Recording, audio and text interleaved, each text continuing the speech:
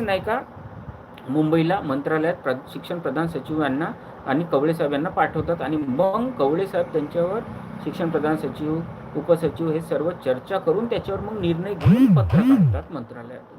तर हे जे आहेत ना सचिंद्र प्रताप सिंग साहेब जे आपले शिक्षण आयुक्त आहेत पुणेला, शिक्षण आयुक्तालयात हे महत्त्वाची भूमिका बजावतात पूर्ण पवित्र पोर्टलच्या शिक्षक भरतीमध्ये. तर हे तुम्हाला सांगतो मी मित्रांनो, या ठिकाणी जे व्यक्तिमत्व बसलेले आहेत अत्यंत ॲग्रेसिव्ह व्यक्तिमत्व आहेत. सचिंद्र प्रताप सिंग साहेब शिक्षण आयुक्त अत्यंत ॲग्रेसिव्ह.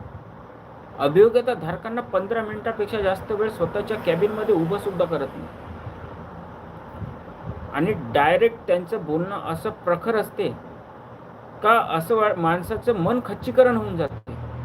आता नेमके अधिकारी आपल्या हितासाठी बसवलेले आहेत का आपल्या विरोधात भूमिका घेण्यासाठी बसवलेले आहेत ते समजेल. म्हणून अशा अधिकारींच्या